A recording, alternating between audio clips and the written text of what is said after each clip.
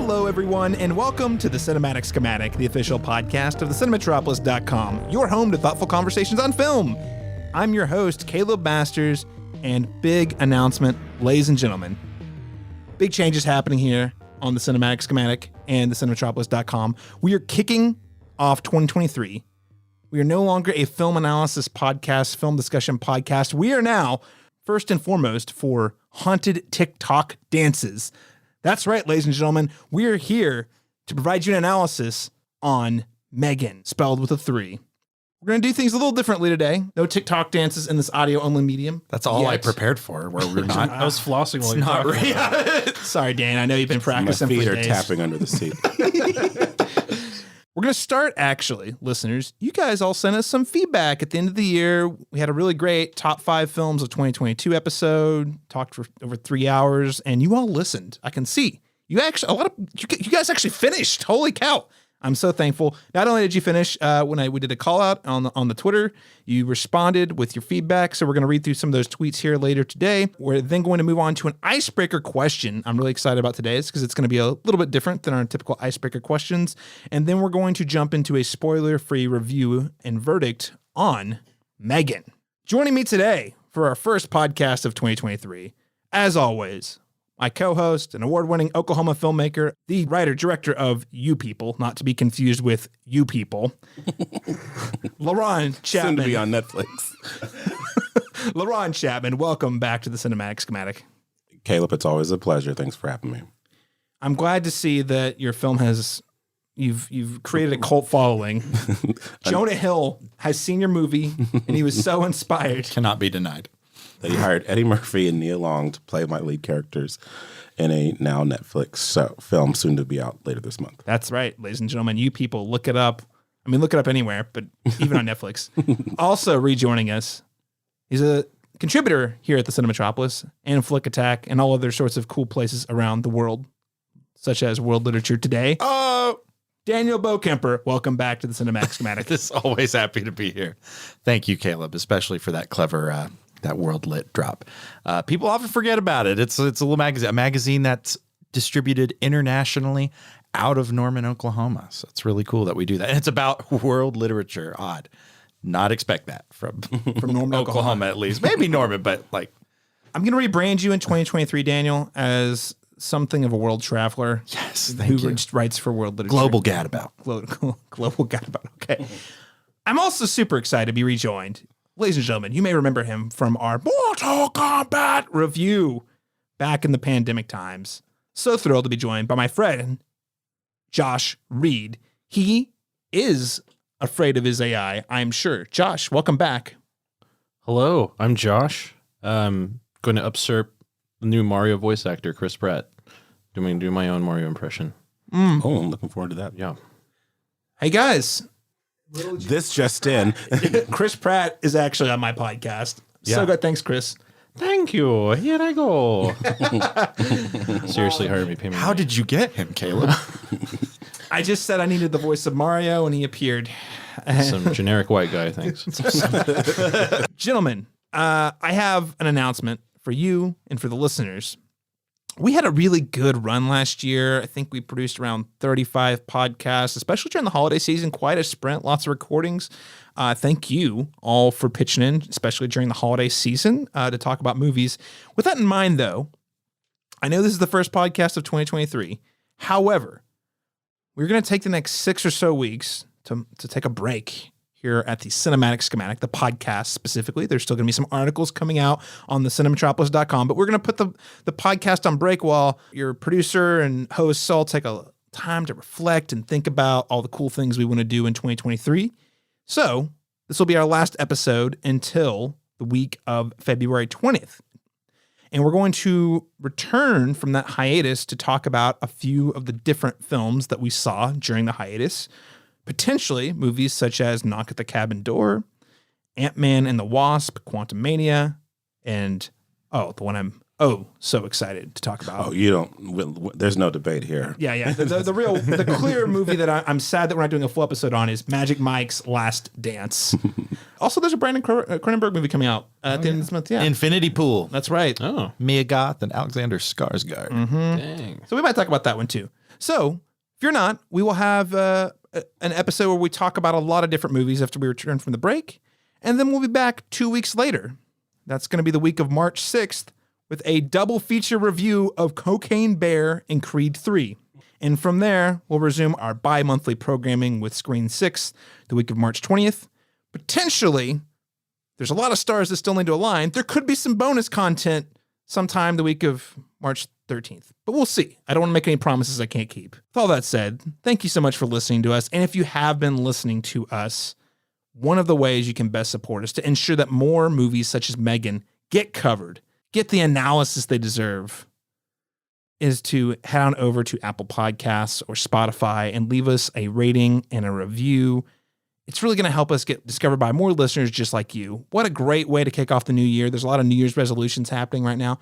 Make it your resolution to help people discover the cinematic schematic. Don't you enjoy the camaraderie of listening with us? Wow, I feel very self-indulgent right now.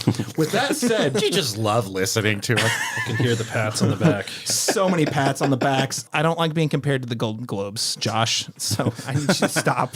With that said, though, I'm also going to make it my mission to creating more avenues for listeners to provide their feedback and their questions and their input. We did, in fact, this last week, since our top 5 films of 2022 episode published at the end of December, we did get a listener review come in on Apple Podcasts. LaRon Chapman, would you be so kind as to read that review for us? I would be honored. Coming to you guys from H Sand 830, he writes, enjoyable discourse on cinema. The rapport this crew has together is perfect, and they are all bringing something fun and delightful to the conversation. Thanks a million, Hunter Sanders, as I have deciphered who that human is. I was wondering. Thank you, Hunter Sanders. Thank you. But for real, He's probably listening somewhere in Chicago later on when this, drops. okay, great. Well, Hunter, thank you so much for providing that review. It means a lot. Again, And I would like to note, I did not ask him to leave this review. Actually, you did because you say it at the front of every single episode. every episode. But I did not ask him to do this. So this was a genuine response from a good friend of mine in Chicago who tuned in, and enjoyed the conversation. So, and I believe he listened to the top 5 analysis that we did. So. Well, firstly, again, Hunter, thank you for sticking out for 3 hours of movie conversation. Again, people, looking at the metrics, it looks like people listen to the whole thing. So kudos to all of you. Hunter, thanks so much for that word. Listeners, you can help support us. None of us are getting rich off of this podcast, but the one thing you can do is, the 2 things you can really do here are tell a friend and leave a rating and a review. With that said, I did tweet out a few things to our listeners since the last episode. So from the Twitter profile for the Cinematropolis, which is at the Cinematrop, I asked you all, what were your favorite films of 2022? And here are a few of the responses that we got. From Gayu Raksha Bill, he simply listed his top 4 films. Number 1 was RRR, love it. Number 2 was The Fabelmans. Number 3 was Everything Everywhere All at Once. And number 4 was Tar. We did talk about all those films to varying degrees in our last episode. So thank you so much for the Tar RR recommendation. Coming in from our good friend Chad Pearsman, also who joined us on our Thor Love and Thunder review over the summer. He, in no specific order, listed the films Prey, Everything Everywhere All at Once, Scream, and X. Great recommends. I really liked Prey a lot. Like, it was probably one of my favorite movies of last summer, and it did crack my top 25, but it did not crack my top 10. But I'm glad that someone out there gave it a shout out. I really wish that was when if I could go back and re-record that podcast again, I would make sure that Prey got a little more airtime, because it is an awesome action movie and a really smart and clever and exciting reinvention of a franchise that I think was pretty tired. From MF Broncho, he listed his top 5 films. Number 5, The Menu. Great minds think alike. Number 4, Nope. Number 3, Crimes of the Future. I just want to chime in and say I want to revisit this so badly because I think I forced a very specific image of what I wanted Crimes of the Future to be just because of the director. And I think we have a tendency to do that. I think a lot of people did that, to be fair, though. Yeah, well, I'm kind of thinking I may have done that we were talking about it before the podcast last night in Soho a little bit with Edgar Wright, and especially after revisiting another one of his films recently. But I feel like Cronenberg, maybe it is true. Maybe Brandon Cronenberg will completely eclipse him inevitably. He's on the track to potentially do so. But I feel like I didn't give Daddy Cronenberg a very fair shake. So I'm very excited to revisit Crimes of the Future. I still haven't seen it. That was a big blind spot for me last year. His number 2 was Everything Everywhere at Once, and number 1 was another movie that I don't think got acknowledged at all, but it was in my top, I believe, and I didn't double check, definitely my top 25, if not top 15. 3,000 Years of Longing, the latest George Miller film. And, that movie fizzled for me a little bit at the very, very end. That said, I still thought it was awesome. I thought it was a great film and a really clever exploration of myth and the power of like self-fulfillment and how does one decide what they want actually that will make them happy, right? Really great work from George Miller. Quite a bit different than Mad Max Fury Road or Babe, Pig in the City. Less explosions, less shaved head Charlize Theron. But hey, still. Yeah. We still got a really good Idris Elba and a really good Tilda Swinton. Very kinetic camera work too. Like, I mean, it's still the way the frames operate in that film are still just there. And I think it does have those parallels, but yes, also just great performances. And it was far more romantic than I would have anticipated. Like sentimental and romantic than I would have anticipated from it. I would have expected to be a little bit more just kind of, I don't want to say weightless because it is kind of, an action film, but it was nice to see some kind of nuance, just two people in love over the course of a long span of time and just a connection. So, and like very unexpectedly, when I went into that movie, I was not expecting a romance, and we got a surprisingly powerful one. Yeah. All right, Ben Tufnell said RRR once again, love it, and Avatar 2 are the only films I gave a 10 out of 10 this year. Daniel, did you hear that? He gave Avatar 2 a 10 out of 10. I didn't even heard give it it loud 10 and clear.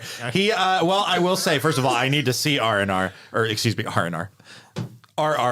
R&R? Yeah, maybe. After all this Avatar 2 love. No, first of all, Ben, love what you love. And I appreciate that. I know I need to see the spectacle that is RRR. My only regret is it's probably going to be kind of difficult for me to see it on the big screen. No, maybe. Daniel, I promise you, the four of us will see it on the big screen. Okay. You mean it?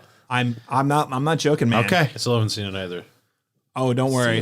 Firstly, see it. Secondly, that's one I saw it. It's amazing at home in the home viewing experience. It's great. Yeah. Mm-hmm. But it's one of those, just when you're watching it, you're like, oh my God, this is so amazing. You know what would make this more amazing? If a crowd of people was watching it together. Yeah. Everything is an 11. The dance numbers, the action sequences, the CGI There's so much tigers. in this movie. There's so much. Oh, it is bananas. It's crazy. I only saw it because of the hype train for it. And and I mean, the thing that was deterring me was that, what was it, 3 hours? It is 3 hour. It is 3 hour. But I'm telling you, it moves. Of all the 3 hour movies that came out last year, and there were several. Yes. Indeed. That one felt like it just flew by because it doesn't waste a single breath. I love that. Just momentum all the way Pacing through. is all, it's what you need. It just feels like in a world where we've been so oversaturated with a very specific type of blockbuster from Hollywood, to see a blockbuster from not Hollywood and you're like, oh my gosh, this is what is possible. It's so much fun, but also sincere. Oh yeah. And then from friend of the show, Keith and Lane Smith, he said, I'd like to say After Sun, The Banshees of Inisherin, RRR, Descendant, Tar, 3,000 Years of Longing, Everything Everywhere at Once, The Fablemans. Another one we didn't get to acknowledge, but probably should have, Mad God. Yeah. Great film. Nope. And once again, Avatar, The Way of Water. Could name more, honestly. Saw a lot of films I really loved this year. Thank you, Keithan. I appreciate it. And those are all, I don't think there's a single movie that you just mentioned there that I don't think was like exceptional in one way or another. Love you, Keithan. You're a good boy. Josh, you were not here for our top 5 films of the 2022 episode that we did at the end of the year last year. So I'm curious, what were your top 5 films? So I'm going to embarrass myself. You ready? I didn't watch 5 films last year. I watched 4. That's it. Okay. And so pretty much my top films are the ones I've seen. So it's Multiverse of Madness. It's a really good horror film. Glass Onion is pretty good. Pretty good, right? I like the first one more, I think. Yeah. Oh, yeah. Solid. Super solid. Yeah. Great sequel, but the first one probably still a little better. Yeah. A little tighter. That's a little more triumphant. A little more controlled, a little less indulgent. Yes, perfect. Avatar 2. Okay. You made it out to that one. Hey, Josh, I'm glad that you're here to stand. We're not here to say it's a perfect movie. We're just here to say it's a great time. Yeah. It's a roller coaster ride. If you haven't hopped on that ride, you need to get on. it's a roller coaster that like stops for the an hour and a decommissioning. half, but yeah, it's a roller coaster. No. You stop. You need a cool down, all right? All right, no. You do, you're I wish it was a log ride. You stop and you get off, and I then got you, wet. Disney World. Half the fun of Disney World is walking around exploring the park, and that's what we do for like That's why an it's hour. 3D, Daniel. You get wet from watching it, all right? So Well, the other is a. There is a there's a lot of different ways this movie can make you wet. One way is to do it in 4DX. oh no, I'll never do that again. Where they spray gross theater water at your face. It's a real thing. Yeah. Where's the water coming? How long has it been there? Just Who waiting. refills it? The Cinemark here in Oklahoma City. Come on. I saw an anime with that. I'm like, 4DX, it was cool, and it was a romantic anime, and it didn't work with 4DX. All right, Speaking of which, I really wish Crimes of the Future was in 4DX with the breakfast chair, the breakfast whatever. So you can would they do surgery on you during the movie? Is that how that works? Ooh, that's too far from me. I don't think I would partake. Caleb, we're not ready yet. We're not ready. That's not my art. So that was Avatar the last one.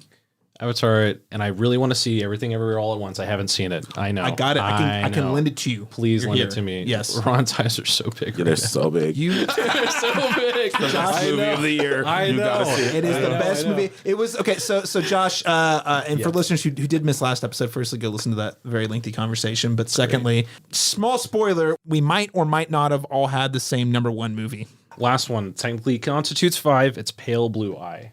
Yeah, that technically counts as a 2022 movie. What did you think of that, by the way? I want to see it. It's a Oh, movie you I wanna haven't see it. seen. Okay, Yeah, okay. it's been on my list, man. Too busy. It just came out like a couple weeks ago. I Oh, that's watched good. I watched it earlier this week. It's You're actually not too far behind on that. no. It just came out. Just came out. Yeah. Not like Hereditary. Like from Yeah. Hey, it's okay. Don't worry. But what's it called? Bo is Bo is afraid. Bo is afraid. We'll make that a first. We'll watch that opening weekend, Josh. I'll make sure. Don't worry. Hopefully we get scared by your dog barking again. That was Oh my great. God. That was absolutely terrifying. Okay, so this is a side tangent I was not prepared to have, but let's just say Josh and I, before the holidays, he'd never seen Hereditary, and we, for reasons, had to reschedule a couple times. And finally, I think it was like a week or so before Christmas, you come over, we watch Hereditary. You and I are dialed in on the movie. You guys have seen the movie, right? So you know the scene. I didn't see it. I lived it. It's not a movie you watch. It's a movie you experience. It's true. Yeah. So the scene where Toni Collette is at the house and decides that they're gonna, bust out the Ouija board and start chanting and whatnot. You know how the candle. There's the scene where the candle. Okay, so we're sitting there really dialed in, and we have this very nice sound system During the seance, you mean? Yeah, the seance. Yes, yes, Okay, yes. okay. And we're focused in, we're quiet. The dog's one of my dogs is in the ring with us, and then it goes, because the candle explodes. My dog starts going crazy. Josh and I both jump out of our chairs, and then there's a dog barking in the movie. We're like, Nope. That movie would have been shut off and broken out. I think we almost did for a second. I'm like, dude, is this real? Is this happening right now? Yeah. These Great are movie. fun times at Masters Manor. So thank you. Masters Movie Manor. All right. 10 years from now, I'll still be crying about Toni Collette not even getting an Oscar nomination for that. So good. So good. robbery. Shame. So good. Good Lord. So good. So, listeners, you can definitely tell this is the beginning of the year. We're just kind of trying to catch up and share some stories, and we're a little kind of all over the place, but it's okay. Josh, you've got a lot of work to do, my friend, but don't worry. You are with the right people. We're going to help you catch the best movies of 2022. I'm relying on you guys. Now, I also put out a call on the Twitter, as we did at the end of that episode, very quickly, list off a few of the films we're most excited to see in 2023. So, Daniel, could you give us a rundown? I mean, what did the people have to say when we asked them the movies they're most excited to see this year? And Keithan, again, he just comes in with this long comment. You won't believe he just I'll just read it. It says, Dune Part 2, baby.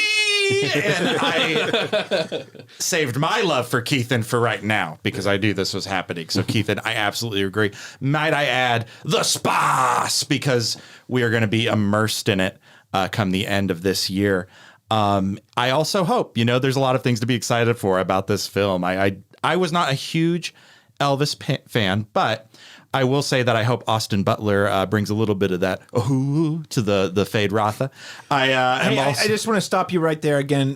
Mentioning the Golden Globes, they were just they aired last night as of the time we're recording this, and Austin Butler showed up, accepted his award with his Elvis voice. It was very bizarre. What? Yes, the whole speech in his Elvis voice. I'm gonna assume he only has an Elvis voice now, and so every interview he's in, I was like, "This guy is Elvis. He is. He's a reincarnation of Elvis. It's not LARPing This anymore. is not a voice he's playing at. He just talks I have like to. that. I have to give it. I have to give it to. I think it was Matt Goldberg on Twitter tweeted out. I was thinking it, but he tweeted it out first. He screen capped Robert Downey Jr. from Tropic Thunder, where Robert Downey Jr. says, Man, I don't drop character till I done a DVD commentary. Austin Butler. I will say, first of all, like if it, I don't know. I just think if evil space Elvis is what we are slated for, that is still pretty good. That is still awesome. So I will be there for it. I also just want to say, like, it's interesting to finally see how this story being properly paced in a cinematic form is going to shake out. I think throughout 2023, we're going to get into some really exciting, maybe potentially a little weird science fiction waters. So even if this film disappoints at the box office, I do not want it to. I don't believe it will. But if it does, it will have to bomb particularly hard in my heart to disappoint me. There's no way, man. No, I don't think it's possible, but we'll see. And I like it weird. But Chad Perry's man again, he also chimed in. Really just with the gif of Dom Toretto and basically saying, I don't have friends. I've got family. So, of course, he is not talking about the sequel to Shazam. He is talking about Fast 10. No. Whoa. What? Fast X. Excuse me. Yes, Fast. Because it sounds like it sounds like some sort of drug that you would see fancy. sold in late night. Yeah. At this point, it is. But Fast I like last year, I started I was like, I am watching this. I'm going to watch this movie. I'm going to get caught up, or watch this movie, movies, and I'm going to get caught up. And so I started the Fast franchise, and I made it through like 1.5 movies. Oh, I stopped. Okay, wait. Previously, I did watch all the way up to when they dropped the articles, and it was just Fast and Furious. No, Was that that's Okay, the that's the fourth one. Daniel, Okay. so you got to go one more. One more. You got to go. I'm You telling got to go Go to Fast deeper. 5. Fast 5 is where it changes everything. It literally does. I think even as in, I mean, I'm going to say up to that point, I was probably a lukewarm Fast and the Furious fan, like in terms of like I watched them because I was of age appropriate. It was a guilty pleasure franchise. Yeah, exactly. Then the fifth one came out, and it was like, okay, wait a minute. It's like, so like the franchise got a resurgence, and then like 5 onward, with the exception of maybe one in there, just like they finally realize it's like the season of a show when it finally like finds its footing and realizes how stupid and ridiculous it is. It cracks the code. The fifth one cracks the code Of, like, because what to do. they're like, all of a sudden they're like, we're not about cars, we're about heists that happen to use cars and weird contraptions. And they're like, oh wait, this drama is so bad we have to lean into it. And they do. ham it up, Yes. make it as like, but it's like it's so self-serious in such a self-knowing way that by the time you get to the end of the fight, okay, they get it. This is a comedy now. They are weirdly sincere, but also completely fully aware of how absolutely bananas everything they're doing is, and it just works. And it becomes amusing. I mean, I don't know. I'm not going to hard sell. Daniel, did you know that you were talking to two of the biggest Fast and Furious fans? I knew I was talking to one of them because LaRon, I cannot tell you how many jogs or runs Caleb and I have gone on, and we've brought up Fast and Furious, but I guess his selling me on it was not enough. But LaRon, now that you have piled onto that, I We did a will whole- we watch did- them all this We year. did a whole Fast and the Furious Thanks, Daniel. retrospective podcast. We did. Over all 9 of the movies. We at the did time. on the F9 review. In the F9 review, we went through and ranked all of them. And in the pod, see, Laurent and I, and to that point, had never had a proper Fast and Furious podcast. So that was where, and it was right after the pandemic too. So it was like all this pent up pandemic conversation Yeah. with Fast and Furious for 2 hours. 2 hours. With Brock and it Lay and Jason Black and Laurent and myself. was- And it was, and we had just seen the ninth film. one. The ninth film. which is and- better than the 8th film. which is insane to say that this franchise has gone on as long as it has, but as long as they keep this tone right, They gotta get I it will right. keep watching them. 8 almost took us both out. We were like, both of us were like, we're done. One mistake, we're out of this that's place. The thing. That's the thing. That's the thing with these movies. The second, like They mess it up, The we're done. second they like lose the that thin I've line of wasted- sincerity and silliness, which the 8th film totally lost it. I've And wasted it's like- my brain cells, and I will not. If it will not be in vain. No, it's like, exactly. Hungover. It's so weird because I was like, after the 8th, Laurent and I were both like, I think we're done. I think we're done. And then the ninth one came back, and it. And Justin I Lin, think I'm back. They brought Justin Lin, who was really the secret sauce, back for 9, and we're back in. But see, here's the big question, Laurent. Justin Lin had a big falling out with the production. He was supposed to direct the last 2, Fast 10 and Fast 11, which is supposed to be the last one, allegedly. And apparently it was very brutal. And he is still listed as a producer, but he's no longer directing the film. And he quit after they'd already started shooting. So I'm very concerned about this movie. Yeah. Well, Chad, I still, regardless, you've got the reason to be excited, and I'll be there for it as well. Chad opened Pandora's box. Wow. I thought we were selling you an Avatar too. No, that was the ruse. Next, and last but not least, we've got the Oklahoma Film Critics Circle president, Jeff Houston, responded to Caleb's image of Indiana Jones, saying, "This one is definitely mine. Huge indie fanboy. I too, Jeff, am a fan of great independent cinema, such as the entire Indiana Jones franchise." No, kidding. Indiana Jones is an institution. I do not expect Dial of Destiny to be any different, though we're not getting a Spielberg Indiana Jones, which That actually could be the best. Yeah. Well, see, I was very concerned, but then they're like, "But it's James Mangold," and I was like, "Oh crap!" Logan, Ford versus Ferrari, you've got a good track record. Yes, especially as of late. And we go 310 to Yuma. That was like that's over right. a decade ago. Yeah, that was like Western. 2007. Great Western. Good Western remake. Really, yeah, really good. yeah, very solid. I Yeah. think it almost belongs in a conversation with something like Guys, True Grit. I have a confession to make. Yeah. I did not think I was going to be nearly as excited about this Indiana Jones movie as I am, but I don't know if it's the John Williams music cues. I don't know if it's Indiana Jones riding that horse, but the trailer definitely gets me emotional in a way I Yeah. didn't know I could still get emotional. And it's telling. It's very telling because, right, there was a lot, short after the Kingdom of the Crystal Skull, we were expecting an Indiana Jones sequel at one point, another one, a 5th one, but it was I think fundamentally different film. I think what we were expecting, and it's gone through so much, but the fact that it's still exciting now, I think I don't know. I think that's impressive. So yes. Also, a fun fact: I think I'm the only person I know who will go to bat for Crystal Skull. Yes, you are. You might, yeah. I I don't think believe it's bad. that. I don't think it's bad. But Do you think it's good? I think it's better than Temple of Doom. Uh, Temple of Doom has amazing set pieces. hyperventilating. Oh no. There's a lot of things in that movie that are very hard to watch in the year of our Lord 2023. I do forget that. Admittedly, it's been a while. But isn't that movie PG and it has somebody getting their heart pulled out? It, in fact, was the reason they invented the PG-13 rating, yes. Okay. I love that movie. I'll also say, Just because of that. just to make double down on James Mangold, he made one of my favorite movies of the 90s, 1999, Girl Interrupted. And I'm a weird person where that's like one of my top 10 favorite movies, and it's totally a flawed movie, but I just love it. And Angelina Jolie won her Oscar for it, so I have faith in the new Indy. So Yeah, I'm feeling. I've got really good feeling about this one, ladies and gentlemen. Especially those of you who are like me and don't hate Kingdom of the Crystal Skull, we'd love to hear from you.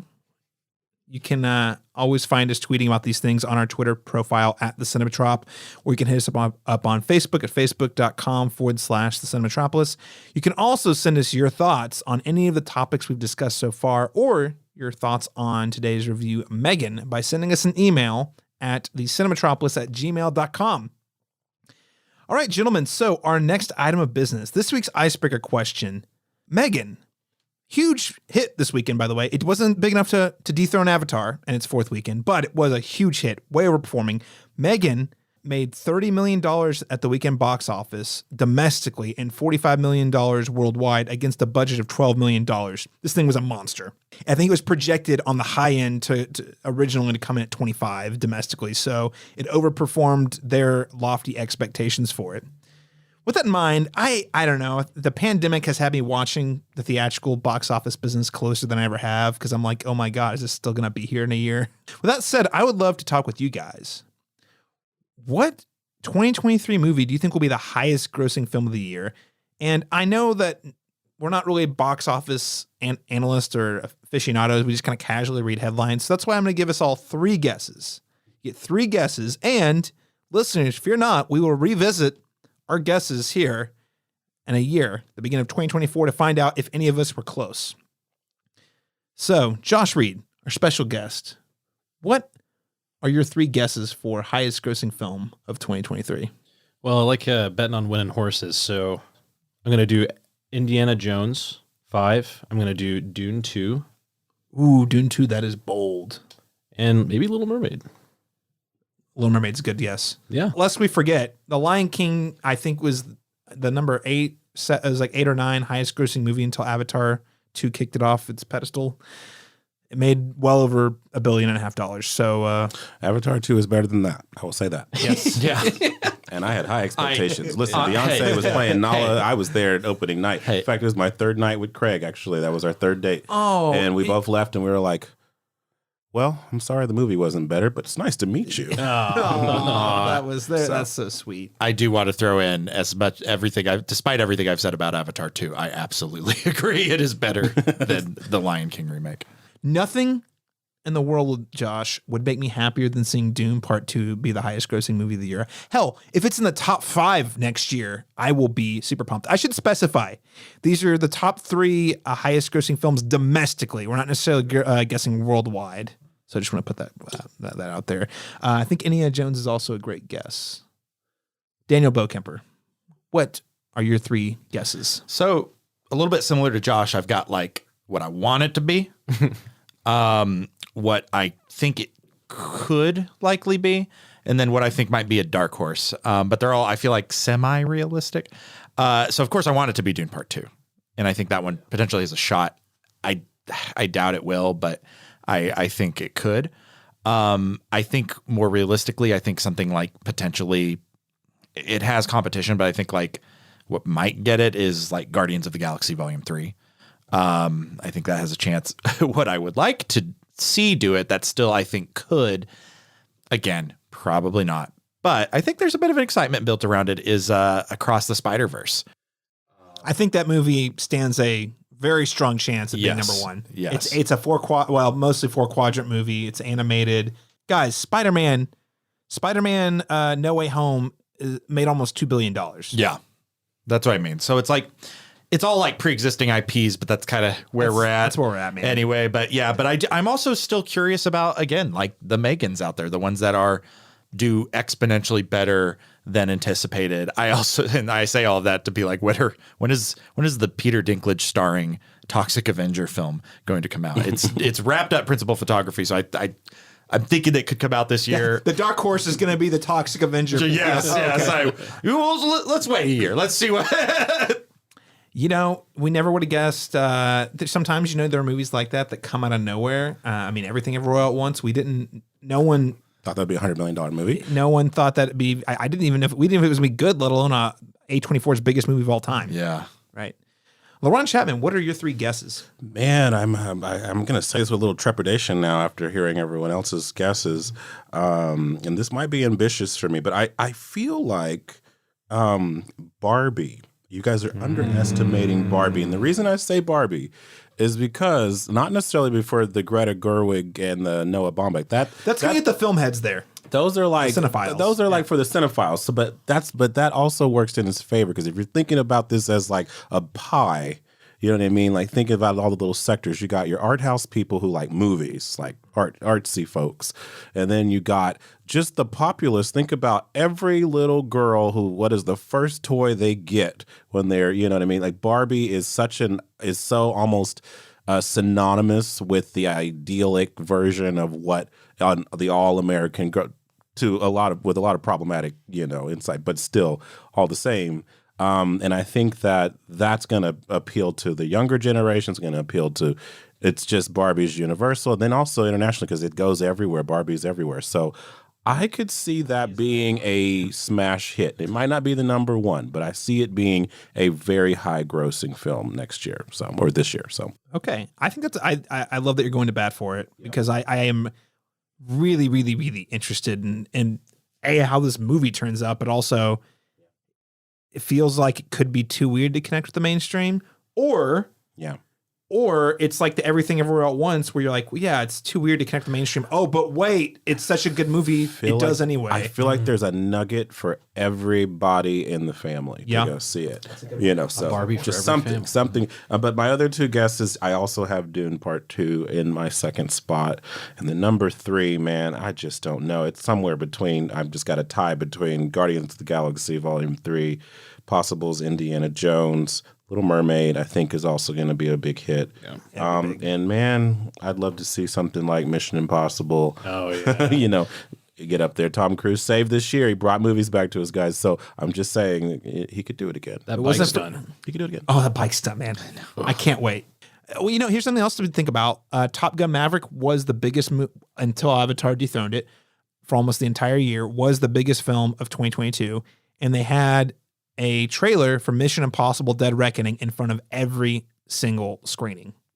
Not the IMAX preview, but they had like a mini trailer in front of every single viewing of Top Gun Maverick because it's also, I believe, a Paramount film. People definitely know it's coming. Yeah. And the last one, Mission Impossible Fallout, was the biggest film in the entire franchise. I need to check the numbers, but I think it was like around $800 million worldwide, which is pretty big. My bold prediction, 2022 is the year that they finally crack video game adaptations.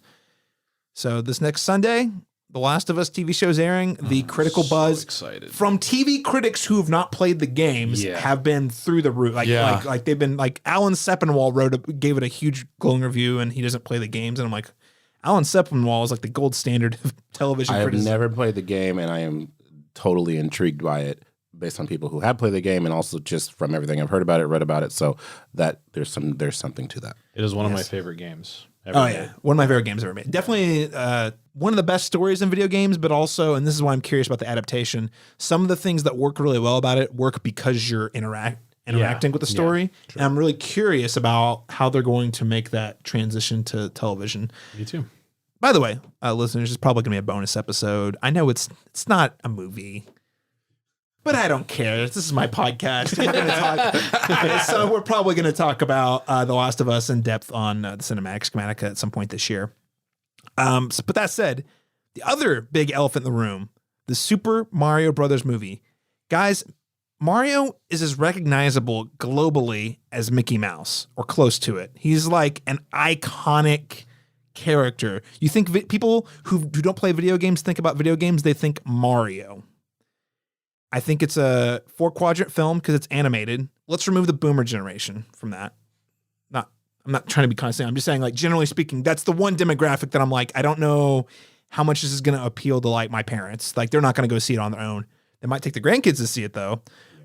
That said, Gen Xers, millennials, Gen Z played the hell out of Mario Party, Mario Kart. Even still, I mean, like the Mario games come out and they sell tens of millions. Mario Kart 8 on the Nintendo Switch is the best-selling game on that console. Guys, Mario is massive. So the big question I have is the movie good? I think if the movie is good, the critical reception is positive, people show up first weekend, and then it's word of mouth, and I think it's a monster. My bold prediction is I think Super Mario Brothers so what movie. You're saying is it's Barbie versus Mario. Yeah. And we'll see how those that's the false dichotomy. They're trying to pit Greta Gerwig versus Chris Nolan, but I think it's going to be Mario. Is it Chris Nolan? Because Chris Nolan, the same day as Barbie, Oppenheimer is opening the same day as Barbie currently. All yeah. right. I'm pretty pumped about that too. I I don't want to see both. And that's another one though. It could be a dark horse. Oppenheimer. It's not on my list of picks, but that is one I think could, attract the older demographic who showed up to Top Gun Maverick, for example. And it's got Cillian. Oh, dude, it's not. It's so. Hold on one second. It doesn't just got Cillian Murphy's just the tip of the iceberg, man. Hold on. Let me go through this cast list really fast because it is unbelievable how many actors they have in this movie. So just the top build. Oh, actually, here's a longer list. Cillian Murphy, Emily Blunt, Matt Damon, Robert Downey Jr., Florence Pugh, Rami Malek, Ben Safdie, Josh Hartnett. Josh Hartnett back from the grave, ladies and gentlemen. Let's see who else. Dane DeHaan. Alden Ehrenreich. Oh my God, Han Solo's in here too. Matthew Modine, Jack Quaid, Jason Clarke, Josh Peck. They got Josh Peck from Drake and Josh. Oh my gosh. Casey Affleck, Gary Oldman as Harry S. Truman. There is a lot of very famous people in this movie. I didn't know about this list. Super Mario might be making a cameo, yeah, but you didn't know Chris Nolan was a Mario fan. Wait, Gary Oldman is Harry S. Truman? Yep, according to Wikipedia. He went straight from one leader to another, didn't it? Has he done anything since Churchill? I mean, he's been in a bunch of movies. Right now, he's in Slow Horses on Apple TV. That's right. But he's been in other movies. Like I have to look on top of my head, but yeah, Gary Oldman shows up in at least 3 movies a year, probably. So anyway, my number one pick, Super Mario Brothers movie, followed closely by Spider-Man Across the Spider-Verse. Again, I just think Spider-Man is so big, and No Way Home showed the power of that IP. And people loved the first Into the Spider-Verse film. It is top 5 superhero movies of all time for me. Same. Lastly, I am going to go to bat for Indiana Jones because I do think it hits all the quadrants. The one group that I'm actually a little worried about with that one is the younger crowd. I think it's one of those where like the last one came out in 2008. I think we're the last generation. Yeah. Like ours. Yeah. Millennials get it, but I don't I don't think Gen Z woke up and they're, oh my gosh, it's an Indiana Jones DVD. Like they're vaguely aware of it, but they're not like excited for it necessarily. I mean, that's just speculation, but yeah, I don't see. I think the same thing with like Scream. I think we're the last generation. They're like, what's this? Okay, we've moved on. Horror movies, Saw, right? It started with Saw, right? Yeah. Saw and Hostel, definitely. Those were the first horror movies ever made. Oh, no. Good movie. I will say dark horse picks. I'm just throwing these out there. I'm not counting these. I'm just throwing. I do think Fast X. Don't underestimate the power of family, guys. The Fast and Furious movies make a crap ton of money. A dumb amount of money. And then and it's all because of me going to the theater 4 times. 4 times at least. In a just world, though, it would be Mission Impossible, Dead Reckoning Part 1, and Dune Part 2, no doubt. But we do not live in a just world because we live in a world where we're going to jump into our spoiler-free review of M3GAN. Katie, you lost your parents. Welcome home. You're my niece. I'm gonna do everything I can to make this place feel like home. Just wish I could see them again. I'm not equipped to handle this. I don't even take care of my own plants. I have this project at work. Do you want to see? Yes. Ever since I was little, I dreamed of this perfect toy that would protect a kid from ever feeling lonely or sad. This is M3GAN. Hi, M3GAN. I'm Katie. It's nice to meet you, Katie. Do you want to hang out? Okay. So according to IMDb, M3GAN is described as a robotics engineer at a toy company builds a lifelike doll that begins to take on a life of its own. Just a quick note about this film is it does mark the second collaboration between writer Akilah Cooper and James Wan, the first being last year's sleeper hit Malignant. We're not going to talk about that movie a ton, but just know that was a movie that I think people were not sure how to process, but it has developed quite the cult following among horror fans online. And they are also working together again on the Conjuring verse sequel, The Nun 2. I skipped the first one because I heard it was bad, but maybe it was. Oh, confirmed. Another thing I want to note about this film is that it is rated PG-13, and the original script for this film, according to Akilah Cooper, was much gorier, and there is an unrated cut that's expected for the home video release. We can put those fears at bay that we will get the harder version of this movie. Gentlemen, shall we jump into this amazing TikTok meme that is M3GAN? LaRon Chapman, what were your overall thoughts I on the film? love this movie, just because of how bonkers it is, and I fully anticipated this to be like trash, but like my kind of trash, the kind of trash that I'll defend and die on that hill with. Like the Fast and the Furious Like the movies. Fast and the Furious movies, absolutely. I'm there with you. But what I was surprised by this was just how polished and sophisticated this trash was, and that it had a lot more going on in its noggin than I think you would have expected from a movie about sentient AI, films, killer dolls kind of genre that we've seen so many iterations of. So yeah, I mean, I was refreshingly surprised by this being a really good genre film, not changing the wheel, but just hitting all of its marks, right on the key. So, So LaRon loved M3GAN. Josh Reed, what did you think of M3GAN? So I thought it was pretty good. I didn't love it. That's for chance. Mostly because out of my horror movies, I like being really, really creeped out. Like I like feeling like this dread.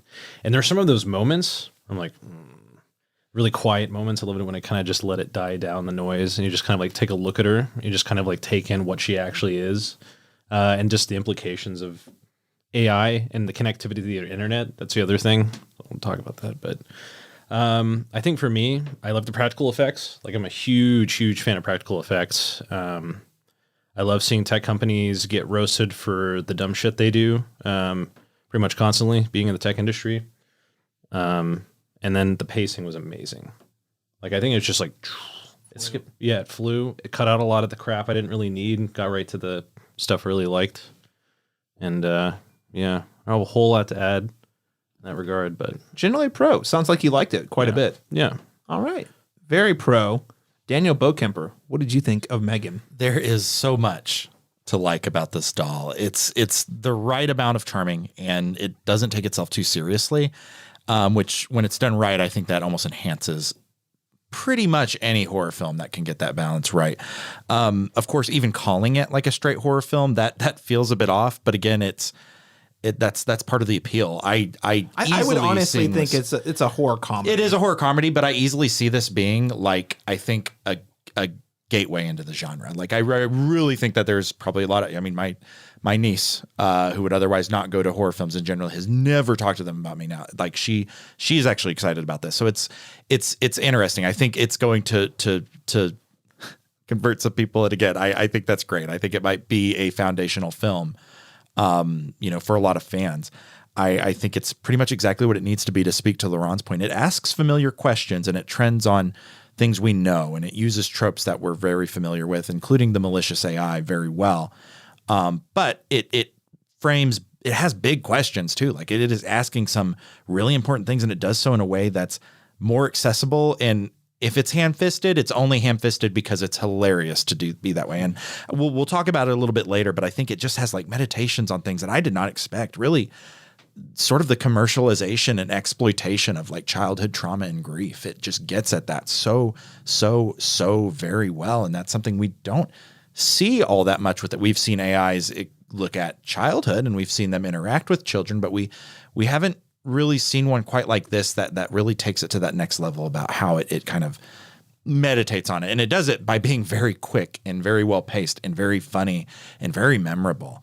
The qualms I have with M3GAN, it's like, it's kind of hard. They're very few. And like the one I can think is just that maybe, I mean, this is a little hard to say because I'm bringing up something that is not so much a criticism with M3GAN itself, but maybe a trope we're kind of familiar with. And I think it is that malicious AI. I think when we first started, incorporating AI and stuff like that, like even, as early as and earlier even, but I'll just use HAL 9000 and 2001 as a Space Odyssey as an example. We had no idea how AI would actually be integrated into our lives every day, and continue to be, and continue to surprise us and what they're capable of. But that was very ahead of its time. And I think slowly and with time, we've started to kind of catch up a little bit to ourselves in a post-Siri Alexa era. Yeah, well, I mean, we're catching up, and I think the thing that's most interesting to me, and we'll probably talk about it a little more in spoilers, but is how the things that AI is achieving is not that different from what we thought. It's the way that they're doing it is it manifests itself very differently. Yeah, and that's what I'm getting at. It's different, and so I think maybe in some ways our fears might be due for an upgrade. And again, that's not really a good like direct criticism for M3GAN. Daniel, there's a great movie called Upgrade, also about AI, rogue AI. I do recommend that one as well. That was also just such a great tagline. Our fears are due for an upgrade. Maybe. Daniel, have you tried writing movie poster taglines? I throw them out at them. I throw them out at them all the time, and they never take them. They just say we're not ready. Your time isn't here. No, maybe sometime. But I think.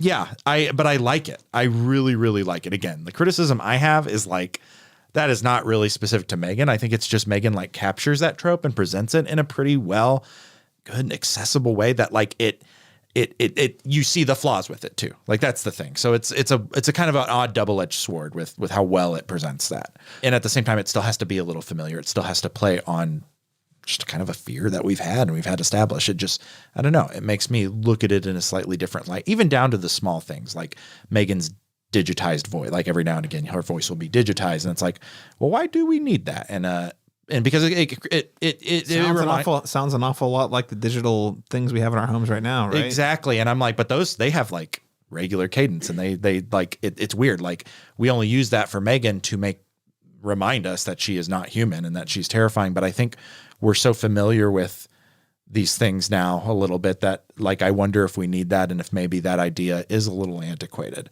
But it works. Like that's the thing is like the film suspends your belief well enough that it still works and you're still there for it, and it's an easy way to cue that this doll ain't right. But like but in some ways she is. She really is in some ways, and we'll explore that a little bit later. But like, yeah, I do really like it. Surprisingly, again, similar to Laurent, kind of expecting it to be trash, but I was going to like it in a lot of ways and just celebrate it. But it's actually just objectively really. Yeah. So I thought that, like Laurent outlined, this was going to be a movie that I went and saw and laughed at it with a bunch of friends. And hate watch, essentially. Yeah, like you're like, oh, this is so terrible. It's so fun. I love it. Morbius. Well, except Morbius. Yeah, Morbius is.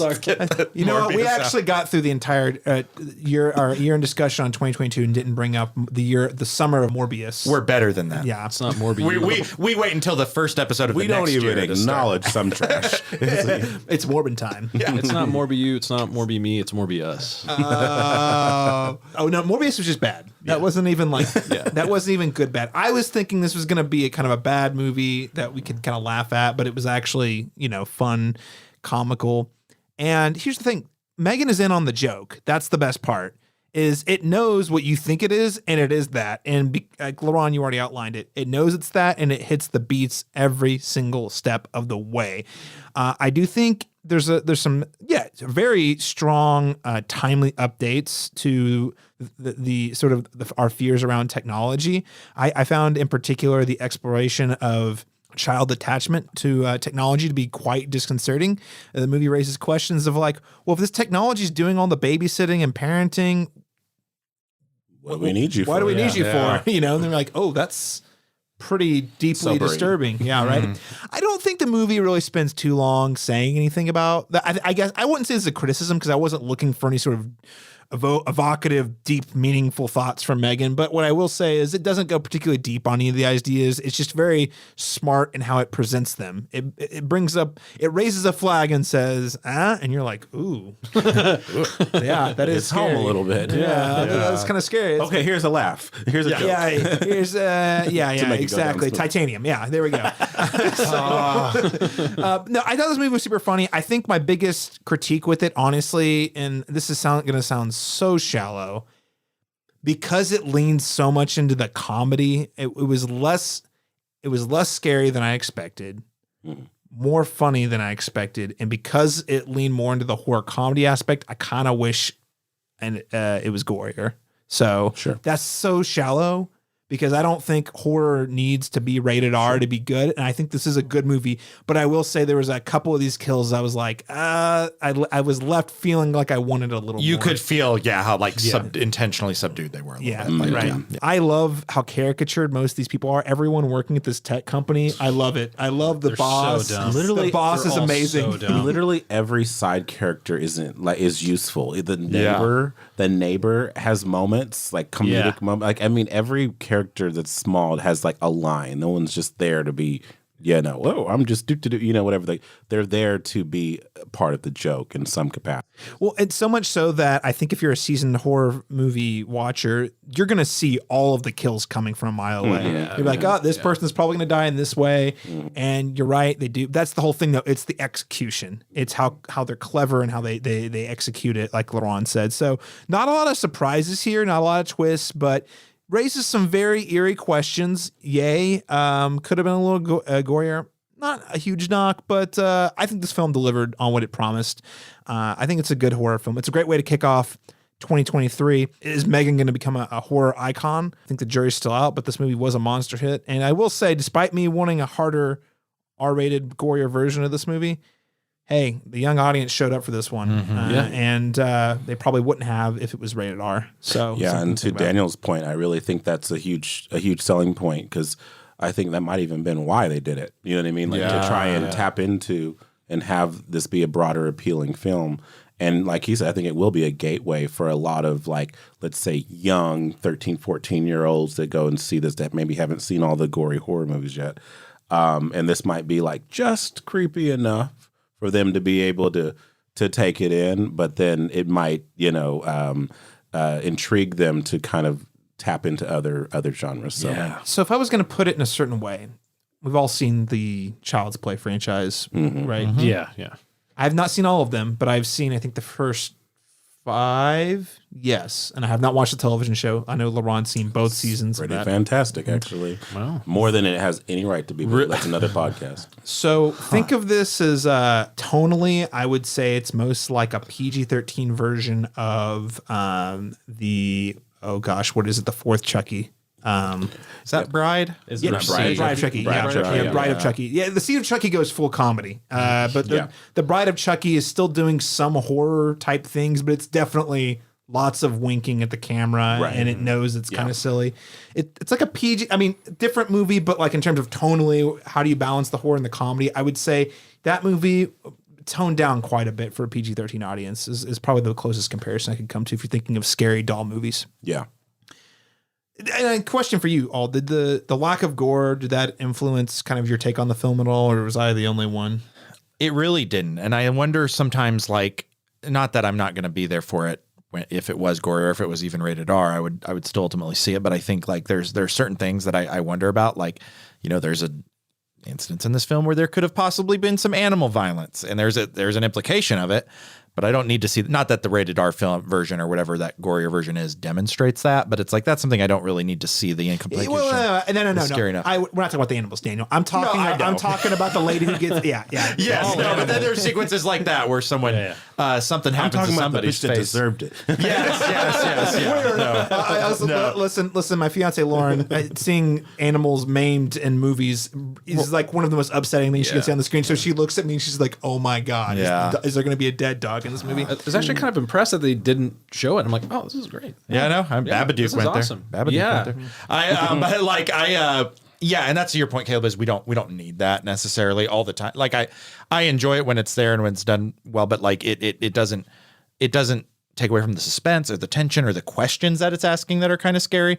That has nothing to do with the amount of violence we physically see on screen. And really, like, M3GAN herself is not like, it might help a little bit, but I think the character and why she's endearing to us, I think the just because if it were a little bloodier, I don't think that would make much of a difference to that end, but it might be a little more fun.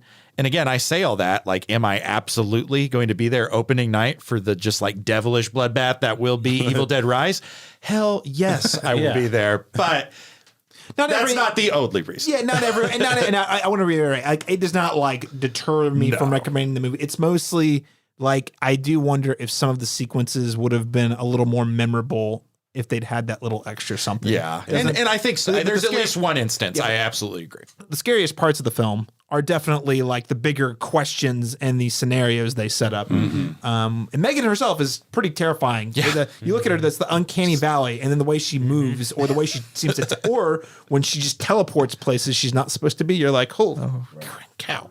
Well, I will say I agree with both of you, but I'm going to play devil's advocate because my answer to your question is yes and no. The PG-13 is a deterrent and a plus and a minus, because I think on the one end, yes, I do. I absolutely do feel like I could feel them. I could feel where they pulled their punch. You know what I mean? In certain sequences where I'm like, oh, I wanted to see this really go for it with that in an inventive, gory, creative way for those B-level horror movie kind of visceral thrills that you can kind of get. But I also think that because it didn't, that it basically informed them and made them make a more sophisticated, more quality film that was good without it. Yeah. You know, and so in that sense, like, that also is always more important to me than say what a lesser movie that wasn't as sophisticated or as clever or as intelligent as this one is would have used that gore as a crutch for bad storytelling. Yeah. And so, and the flip side of it, I think it worked in its advantage because then they had to make a good movie to still, you know, fulfill those genre needs, so to speak, without the blood and splatter. So, Man, just the way she moves. Oh, yeah, so she's creepy. I think it's a really good point, LeRon, though. Because they didn't have the gore to lean on, they had to be they had to really increase the suspense filmmaking had to be suspense. tight and had to be nice and you know. Josh, any thoughts on the amount of gore in the film? Well, that's sort of what I was going to bring up, is that like those creepier moments are creepier because you're not getting gore blasted in your face constantly. So when he was talking about the voice, earlier, I like the robotic voice. That uncanny valley is part of what makes it so creepy. It's like, and it reminds me of Annihilation. If you guys have seen that, the mimicry, that stuff creeps me out, you know, and other things like her staring out a window, just like little moments like that. Yeah, her rising in the darkness in the barn before she. Oh, well, we're going too far. Right. I won't say too much. I saved most of my criticism for the spoiler stuff because I kind of want to rant about some of the things, but overall, I did really like it, and it's such a smart. I could almost say the gory version that we will see on DVD and the one we saw in theaters could be like two different movies in a way, because we will get very different feelings from both, I think. Yeah. I think they'll play out very differently whenever, you know, stuff happens to people in the movie. Not getting into that yet, but I think, it's you guys covered basically all of that good stuff, which is kind of what I was thinking. Yeah. So I'm not trying to agree with you too much, but it's okay. How dare you? It's okay if you do. Yeah. How dare you? I didn't expect myself to agree with Megan more than I did. Not every time. Yeah. I don't think I agree with every choice she made, but her reasoning for everything, I was actually that tracks. Yeah. Like, actually, Megan did what she was programmed to do. which is also a scary thing, and I don't know what that says about me, but you know, she was on to something. Sometimes she was right. she was right. I'm just gonna say, Allison Williams plays the aunt in the film, Gemma. Mm-hmm. I mean, I know her arc is to like learn how to parent, but wow, lots and lots and lots of very bad exploitative parenting happening in this movie, where I was kind of like, I mean, I don't want to agree with Megan, but you kind of are exploiting your niece for your job.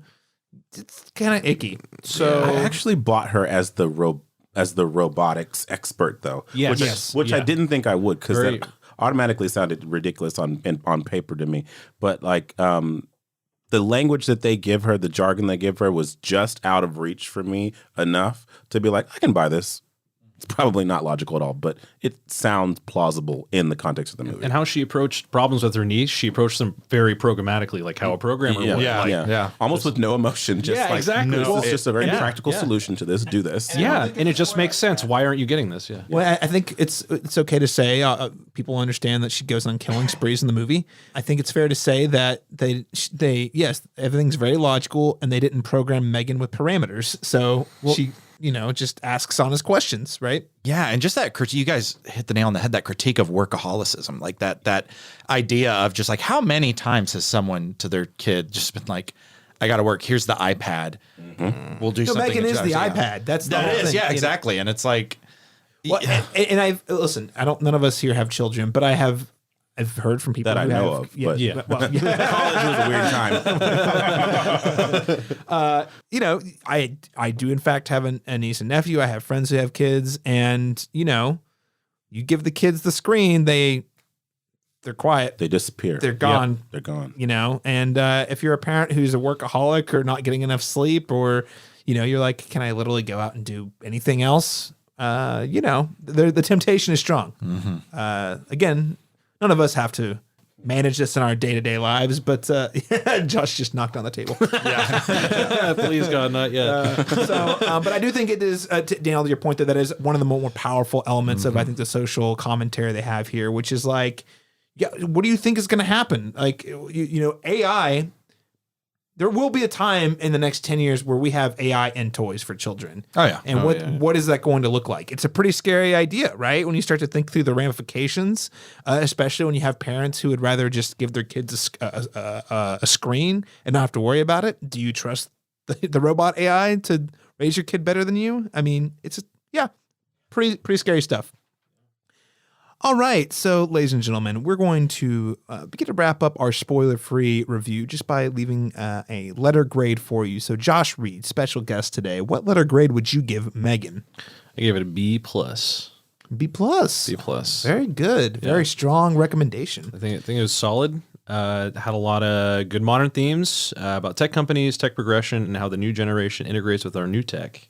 And then there's some real subtle and not so subtle questions about, you know, what makes things alive, kind of thing, and what it means for really just kids as their brains develop. You know, how will they end up? Not a bad thing. It could not, you know, could be a great thing.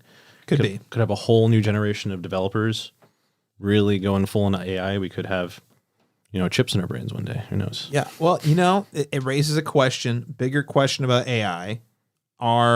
Is the AI our servant to just do what we tell it, or do we form a more equal relationship with our AI and learn to work with them? Genuine question that I think is we are in a very ripe time to explore that in our horror and science fiction. Yep. Daniel Bokemper, what letter grade would you give Megan? Likewise, I give it a B plus. I teetered on giving it just a B, maybe B minus, but no, this chaotic Robo Bay slays. She gets the B plus. None of us said slay yet, so I was like, we have to. We were saving it for later. Okay, my bad. But yeah, was it fast Scratch enough? this off. But yeah, I just think those and Josh gets to it. I think those like questions it asks, it's very important. It's very telling, but it's like it's still fun. Like it's still very accessible, and like it goes a long way. It's so good, and I think in a lot of ways, maybe to some extent, a little bit of what we like about like Everything Everywhere All at Once is it asks important questions, but it's still like we can consume it very easily, and that's just that clarity in filmmaking is so so good. Yeah, and so yeah, B plus for me. B plus. Heck yeah. LaRon Chapman. You know, oddly, I've oscillated between that same letter grade, B plus, and teetering towards an A minus. And I've now seen it twice, so I liked it just as much the second time with a new audience. Yeah, I mean, I'm gonna split the difference. It's a B plus plus. I didn't know we could do that. And so that's a good place to land with it. And I should note, like, whenever I give these ratings, like even if I did give it an A minus for Megan is not like the same for me as like an A minus for Nope. You know, like those are in different tiers for me. And like in the same way, like people screamed at me whenever. Pun intended. People screamed at me when I didn't put Scream on my top 10 list. They're like, "You're the Scream guy, and it's not on your top 10 list." Like, if you don't put it on your top 10 list, who puts it on their top 10 list? I'm like, it's on a top 10 list, but that's a separate list from my. And it's just they're just different tiers. I don't know how you compare those kinds of movies to this kind of, you know what I mean? Like, Well, here's the question, as implied with the letter grade system, you know, how well does the film understand, and the filmmakers understand the assignment? And the assignment here is to make a really pulpy, silly horror comedy featuring a memeable AI. Absolutely. So I think that's at least a B++ And it's worth. an excellent example of what it is and what it's trying to be. So Exactly. With that said, I'm going to give it a C+. I'm coming down harsher than Just everyone do else. C++. It's a programming language. I will do a C++. Because, I really like this film. I don't think I'm going to go back and rewatch it a ton. That's just, I say that now, but, is this, when I think about in terms of, horror icons, on one hand, I think M3GAN is infinitely memeable, which is part of her power. Yeah.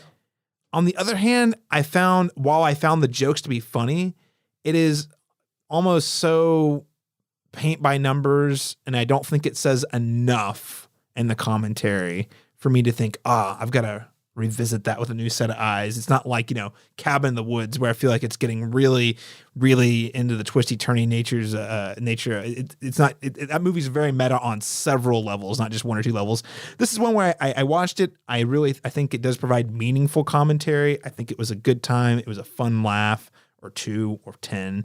I think I got what I needed out of it in one go. I don't know that I need to watch it again. That said, to Josh's point earlier, it's not very long. It flies by. If I were to watch it again, I would not feel like I was being punished. So C++. Gentlemen, we're going to close out our spoiler-free section by recommending some other things, some other media that our listeners can check out if they like M3GAN or are interested in seeing other things like M3GAN. So this could be a movie, a television show, a novel, music, a video game, or any other media recommendations. So Daniel Bokemper, I'm starting with you. What alternate media recommendation do you have for listeners today? I get the feeling I may have brought this one up again, but then the more and more I tell people that this is like my most, like the AI, fictional AI that I am the most afraid of is this one. And then people are like, what? I've never even heard of that. Makes me compelled to at least, to disseminate it a little bit more. So Harlan Ellison's short story, I Have No Mouth, But I Must Scream, specifically for its antagonist, Am. He is, as far as I have seen, the worst case scenario for malicious AI. Think of an AI that not only does it eradicate human life, it preserves 6 humans to continually kill and bring back to life and subject them to unending torment. Why? Because he got so smart and decided that his prime directive ultimately was to hate humanity because of how self-destructive they are. And so he does it. Maybe he has a point. But yes, no, I Have No Mouth and I Must Scream. It is a short story by Harlan Ellison. If you go on YouTube, it's about 46 minutes, but there's a really good audio version of it that I would encourage you to listen to as well. I can never give just one. So I will also add, if you like if you're a little too terrified of the malicious AI, but you like the questions that are a little, maybe not scary, but a little existential and to some extent maybe a little daunting, I would recommend Spike Jonze's Her, starring Joaquin Phoenix and of course Scarlett Johansson as Her or Samantha. Daniel, you took that. You weren't cheating, right? You didn't look over my notes before? Yeah, I did. He was cheating on all of our lists, actually. I mean, on my shoulder earlier when we all looked at each other when you said that. I'm sorry you had to find out this way. But, Sorry, but we'll yes. meet you outside. But I don't know. Caleb, why don't you tell me why? Her. Okay. I know. I just want to say great selection. And I think I actually hinted at it earlier. I think there's a lot of different ways we can approach AI. And I think historically we've always approached it from a place of fear. We are terrified because we understand that AI is constantly learning, even when we're sitting on our butts not learning. AI is constantly learning. It is programmed to iterate and perfect. And it is a pretty scary idea that something could outpace the growth of human knowledge pretty quickly. And the other scary aspect is that humans, despite understanding that how scary this is, continue to do it anyway. We're talking about it. We know about it, but are we going to turn our phones off? For example, this movie, there's a scene where you see M3GAN draw, and I was like, holy cow, there was just all those AI graphic designers that came out a month or so ago. And stole all your profile photos that you thought was like a cool thing, but really they own those photos. Yes. And now they have your face image and the database. And your database, and now they can use it for anything they want. And they're really good at recognizing your face now in a crowd. So. Yeah, they have it. So for example, like that's that. So we're frequently coming from a place of fear. I think it's a great recommend because it's asking a different question, which I alluded to earlier, is why do we have to approach AI from a place of fear? Are we sure that do we know that AI is malevolent? Are we assuming it is out to get us, much like humans? Or is it because we understand what we as humans have done historically to this planet, to each other? So we assume that's what the AI will do. We don't know that. What if we try to approach it from a place of positive intent and form a relationship with the AI as it grows more intelligent? I think it's a very valid question. There's very few movies that I think are exploring that in a meaningful way, and I think Her is one of the best examples of what that could look like. Yeah, absolutely agree. Well, doubling down on Her, Tripling down. poor choice of words. Oh, wait, yeah. Yeah. I feel like just to add to that, or to add a side tangent to the Her conversation, is in much of the same way that the AI is being employed in that film, where it is kind of replacing, a relationship of sorts. It's there. Walking Phoenix is having an intimate, emotional relationship with it, and that kind of emotional attachment that we might have to these portals that take us into a different realm, I think is what it's tapping into, to a less degree than that movie, for sure. I think with M3GAN, but I think with Her, at least it's tapping into that same idea, that same theme, that we could have these intimate, meaningful relationships with something that can't really love us back, but we can. But it feels a kind of emotional void in the moment, that instant kind of gratification that we need. It like reacts as if it's emotional, Exactly. but it's not, Yes. truthfully. Right. Yeah. That's great. Lauren Chapman, any other picks that you have? Yeah, just shout outs to, I guess, iRobot, kind of on the nose, but and then of course Ex Machina, and the first two Terminators. So That's right. Okay. Yeah. Terminator 2 still it's just 5 recommendations. But this movie's been done Guys, before. this movie has been done There's before. been a but lot of movies about AI out there. Josh Reed, what would be some of your alternate media recommendations? So we got Her, of course. I think it's a pretty positive outlook on AI as a whole. I really love it. I love thinking about what makes a person, what makes a human, which leads me to my next game called Soma, which is actually a horror game made by the guys who did Amnesia, kind of a walking simulator, very, very creepy, very atmospheric game. But this whole concept is, if your consciousness is transferred into a robot body, are you human anymore? Yeah. So, and you have to kind of learn that as you go throughout, make choices, and it's very, very in your face about it, very creepy and very thought provoking. And then my show recommendation would be Westworld Season 1. Which you unfortunately can no longer watch on HBO Max. Thanks a lot, Warner Brothers Discovery. bitches. So don't look that up then. I'm sorry. No. Imagine how good it was. So good. Physical media, go buy it. It is absolutely worth buying. The first season of Westworld is A+ to television. I'm also going to throw out, this actually came up in our out of nowhere, came up in our Avatar, The Way of Water review. I found someone else who also likes Prometheus. His name's Sunrise Tipicani. And I like Prometheus. I think 3 people. Yes. I like There Prometheus. are a dozen of us. I like a lot of Prometheus. I like most of Prometheus. If I don't think of it as a sequel to Alien, I love Prometheus. I think it operates best. It operates a lot better as its Michael own thing. Fassbender, Noomi Rapace, Yep, that whole Rapace. sequence with the So one of the most intense so sequences good. I've ever watched in a movie theater. but So, there are definitely things to like about it. Michael Fassbender's performance as David, again, is I think is exploring a lot of the same questions we've already talked about here, which is, and I think that's a really interesting one, because it's exploring that here's an AI that seems to have very positive intent, but is consistently treated poorly and told to do bad things, and he doesn't understand the ethical problems with the things he's being told to do, or he's just trying to accomplish a goal and there's no ethics programmed in there, so he just does it, and so I think that both Prometheus and the sequel Alien Covenant, I think Alien Covenant is awesome, more of actually a bit of a gothic horror in space, but further explores the character of David and sort of the nature of AI. I think both of those films are one of the better of the last decade that don't get enough credit.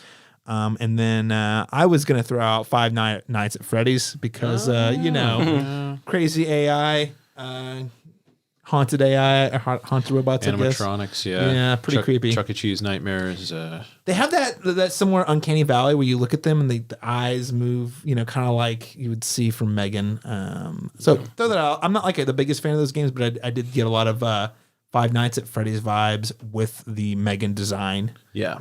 The first game is really fun. How many games are there? There are like 6. Oh my God. And like a book and like, I don't know. There's An entire section at Hot Topic dedicated to. There is a live action movie being planned, and I can't remember who's working on it. I wondered about that because I remember like hearing a lot like a year and a half ago. Yeah. Or maybe longer. It is in the works, and I can't recall who, but there's a known filmmaker who we probably all like who's apparently working on it. So, Okay. All right. Well, ladies and gentlemen, those are our recommendations. We're going to go ahead and jump into our spoilers section to wrap up the show. So if you don't want to be spoiled on M3GAN, go ahead and tune out now. Hello, Hal, do you read me? Do you read me, Hal? Affirmative, Dave. I read you. Open the pod bay doors, Hal. I'm sorry, Dave. I'm afraid I can't do that. What's the problem? I think you know what the problem is just as well as I do. What are you talking about, Hal? This mission is too important for me to allow you to jeopardize it. I don't know what you're talking about, Hal. I know that you and Frank were planning to disconnect me, and I'm afraid that's something I cannot allow to happen. All right, gentlemen. So we have arrived. They've got 2 topics for us today. The first one is just to follow up on the conversation I think we were really hitting on pretty well in our recommendation section, which is, all of our anxieties around technology and AI, artificial intelligence in particular. Now, Daniel, you've already highlighted this. Artificial intelligence has been a very real field for a very long time. Yes. Going back to at least as far as HAL in 2001: A Space Odyssey, and that was 1968. Mm-hmm. But honestly, you could probably go even further back. I mean, Lost in Space had robots in it, correct? Right? Yeah. Airing around the same time. So this has been a thing that has been around for a very long time. So I just wanted to kick off this particular question is, how have our fears related to rogue AI evolved over the last 2 decades? And how does M3GAN really play with sort of those expectations? Yeah, so I'd like to start because I think one fundamental difference about M3GAN and what she does particularly well, that to my knowledge, I'm sure there's another film that maybe tries to get at this a little bit, but doesn't quite, or at least in the same way as M3GAN. But you think about HAL 9000 and how that interpretation of a malicious AI that comes to logical conclusions, to be like seemingly logical conclusions, to do what it does in an act of self-preservation. It's interesting though, but like HAL existed before iPads. It existed before a lot of these things. It existed before something that Josh mentioned earlier, the idea of the digital babysitter, which I think is a little, I don't observe that term and that idea, while it does speak to like how maybe people might use these things as an excuse to potentially not parent or develop their children. I don't think that's actually like inherently a bad thing or what they're doing, but I think it does speak to where I think we are probably going a little bit with technology as a whole, which is more of a convergence. And I think that's where it's kind of evolved, is like what these things do. You think about Chat GPT. We were talking about, Laurent mentioned the image one that now has all of our faces, which is cool. But the Chat GPT, the like one that can actually the robot that can write. Okay, yeah, and it does, like, it really does write well, and but better than you would expect an AI. Better than you would write, expect. yeah. But does it mean that it replaces writers? No, I think what it does is it can make us different. I think it can make us a little more advanced. And I will reiterate a little bit about what I've said is I think, in a post Alexa Siri world, but also in a post, and these films aren't horror films, but they do have implications that I think lend themselves to horror, Her being one, Ex Machina being another, from Alex Garland that Laurent mentioned.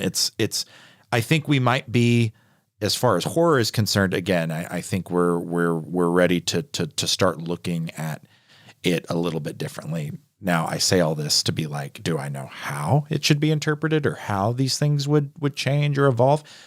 No earthly idea, but I think it could be kind of interesting to look at that conversation a little bit more, to look at like, how are we how is AI really like tearing us apart or making us less human? Could it be just as scary to look at how it fuses with humanity and how humanity itself becomes different? And I think humans are the ones who are making the technology. exactly. Right? So we still have ourselves in mind. I don't think the technology is inherently making us less human. It's how we decide to use it and how we engage with it. How we engage with it, the parameters we set for ourselves. Do we just give the kid the iPad every time they want it, or do we set screen time? Screen time, exactly. Yeah. She said it in the film. Do you, Daniel? You bring up. tool. Yeah, exactly. It's a tool. Yeah, no, it is. Yeah, ultimately. And you know, with the chat GPT, you got it. Thank you. That you brought up earlier, Daniel. I mean, you write for a living. Like, Right, do you look at the AI as competition, or do you look at it as a way to sharpen yourself? Do you collaborate? These are very real questions that I think that collaborate. Like get like what was it? Matrix Revelations that had the robot fist bump that. In that way, yes. Sabebe, was that it? Sabebe, yes. In a way, I see what you're getting at, and I there is an immature part of me that feels a little threatened, perhaps in the same way there are artists to some extent that feel threatened, and whether or not that rightfully so, I don't know. But there's a part of me that's just like, well, it's going to have a really hard time out of nothing without human prompting. Generating something like a compelling story or, even a thought-provoking piece, but it can help us do both a lot of the boilerplate stuff and it can help us cull through our own ideas. Well, yeah, I mean, the film is, though, I think is like kind of like writing that, though, that we're in this weird time where we don't know how we're going to continue to engage with the technology as a tool. But even as a tool, how do we use this effectively? How do we use this ethically? I think there's a lot of we have a lot of big questions we don't have answers to yet, and this movie is very clever with how it uses M3GAN as a way to make our skin crawl and be like, ooh, that's unsettling. That is unsettling. Again, if parents just allocate all the parenting to different tools, do we need parents anymore? Also, what kind of a relationship is the next generation of children going to grow up with AI? Is it more? So it's very scary. I think the thing that's interesting to me, and shameless plug for a podcast that's been on hiatus for over a year and a half with my friend Joshua Unruh. We did Batman the Animated Series. We did a deep dive into like almost every single episode of that show. Most episodes. A thing that comes up a lot is the way I commented on this several times, is the way that we were thinking about technology and the threat of AI in the 90s, giant robots coming to life, and like these very larger than life Terminator, these killer robots chasing us down. But I think, those fears were there, but now we're in a place where yes, we're still afraid of the AI, but it's not going to be a giant robot that's stalking us, or, it's going to be more like things we let into our house. Yeah. Because we see that these can enhance our lives. We let them in, but we don't know how to use them. And therefore they turn on us because we're misusing them. Right. So I think that evolution of big, scary, giant robots to, this is a great thing that's going to make my life better. It's sort of more subtle, and I think it's more discomforting. How many of us have Alexas in our house that technically can listen to anything we say at any point in time, right? Anyway, that's kind of my thought. The core fear, I think, is consistent, but the way as technology has shaped up has evolved, and therefore the way we see it represented on the screen is visually a lot different than maybe we would have seen like 20 years ago. Oh, yeah.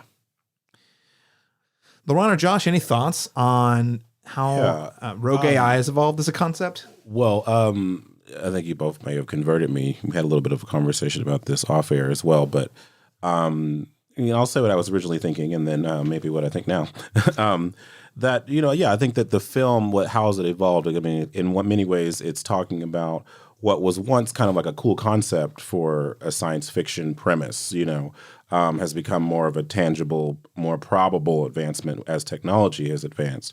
Because given how much we are reliant on, or how much technology runs things now, and that line between reality and fantasy has narrowed considerably as technology has advanced, and in many cases has overlapped and collided with it. But like that being said, like if I can think when I worked back at AMC back in 2012, you know, it was very important. There was a shift where you had to be in the glass box and you had to engage with human beings, you know what I mean, to actually like write down what movie they wanted to go see, you know, and print off their ticket for them and tell them to have a good day.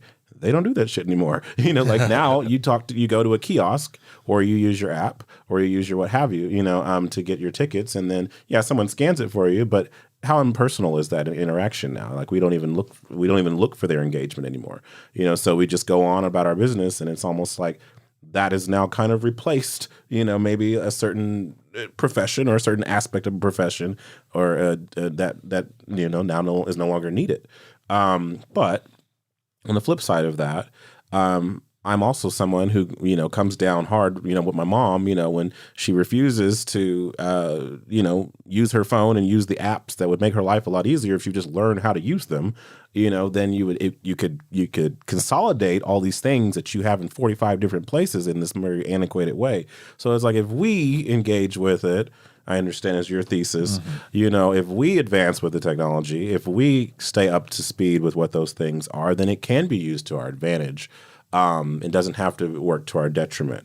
That being said, I think there is a balance, like you mentioned, screen time, where I think that, yes, I think a whole generation of kids who are growing up with phones and technology being their entire world, you know what I mean, can have some cognitive, you know, issues in terms of like having interpersonal relationships with people and not being afraid to engage with them. I understand there's a lot of anxiety about answering the phone and talking to a human being. We'd much rather text or stay behind a screen to engage with people in a group chat or what have you, because it's a lot safer for us in that space than it is to actually be human and be present with people. So I think there's pros and cons to it. But I think in many ways that's probably how it's evolved and our anxiety have evolved with it, because technology is advanced and we as a result need to as well. Yeah, the technology is going to continue. The thing is, continue, it is going to continue to advance with or without us. Is the big thing. And there's the gears of capitalism's demand efficiency over all things. Therefore, as long as there are still forces at be that say we must grow, we must advance, so will technology. Yeah. Josh, anything you want to add? Well, just to kind of go off that, my specific perspective is from someone in the tech industry. And I think this movie had a nice focus on the company creating this AI and the software, not really knowing what they had. It was kind of like Prometheus in the fire, right? They just kind of threw something in they didn't understand. And that's kind of true for engineers in real life. I think I heard someone quoted saying that they don't really understand anymore how advanced it is. And, you know, that's, you know, speculate all you want off of that, right? But in this particular case, it's how do we stay safe and continue to grow with the demands of the public? So it's like, and there's called develop and release. It's like, well, requests come in, you develop, you release, it gets faster and faster. There's not really like a limiter on that. You can't turn off the tap. And we're in an industrial revolution. That's how it's been described. And so I think the fourth industrial revolution, the fourth industrial revolution. I think that's true. I mean, really, They haven't called it that, but that's what it is. 100% it is. Yeah. And just kind of what you're talking about writing, it'll code for you. There's something in the industry called boilerplate code. I don't have to go in every time I write a new program and write the same crap every time. You just have to do that. So you go to OpenGPT, you tell it, hey, I want a website that shows Snoop Dogg dancing on a GIF for like 48 hours. And it's like, okay. And it writes that for you. It's not gonna be perfect, but you've got that baseline done. And that's really what we should be using it for. So we can focus more on the design aspect. And I'm not a shill for GPT, I promise, because I think that's actually that's their focus as well. But kind of what you pointed out regarding like Google Home and Alexa is that I think what is so creepy about this specific thing is that, it's a very innocuous doll.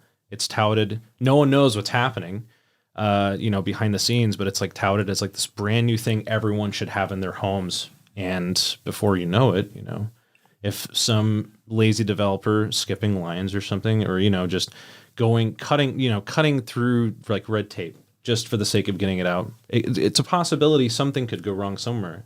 And Well, we aren't Yeah. thinking. I mean, like it sounds like your point. And correct me if I'm wrong. There's just a lot of focus on getting it done and coming Yeah. up with new ideas and building it as fast as possible. There's not quite ethical questions of should we? There isn't an Ian Malcolm over Yeah. there saying your scientists got so busy of whether or not you could, you didn't stop to think if you should. And I feel like that's been technology as we've seen it over the last 20 years with the home.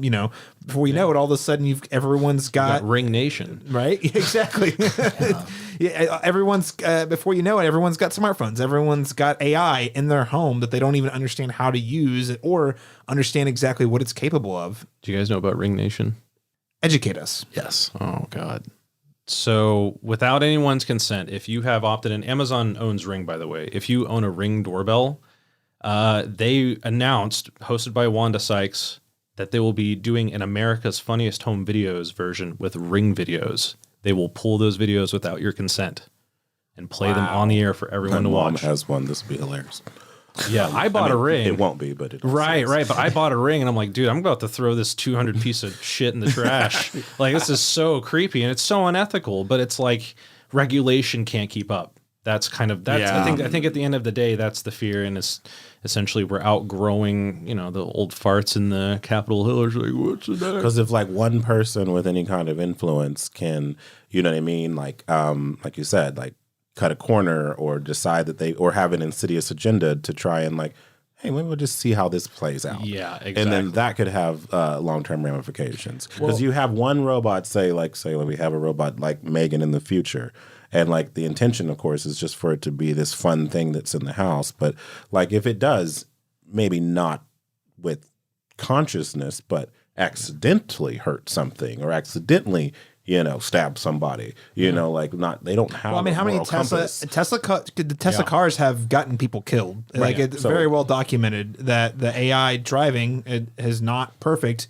Yeah. And I honestly still can't believe they're on the road. Yeah, we're I beta really testing that shit right now. And people are dying because of it. I'm surprised when the first wreck didn't happen, we didn't immediately recall every single one of the self-driving cars. It's kind of wild, actually. But to not be so negative on like the what ifs and all this stuff, I think in the right hands, it can be a great thing. Yeah. Yeah. And we just have to hang on to that and make sure that the people who are, I think GPT, the devs who created this do have our best interests in mind. And really they're just exploratory scientists. I don't trust them per se, but they're a lot less insidious than Amazon. I will say that. Yeah. Well, because they release those tools for free to the public. Yeah. Because I think a lot of the lack of ethics comes from the business side of it, which is how fast can we sell? And this movie, by the way, I think M3GAN does a really great job with this. Yeah.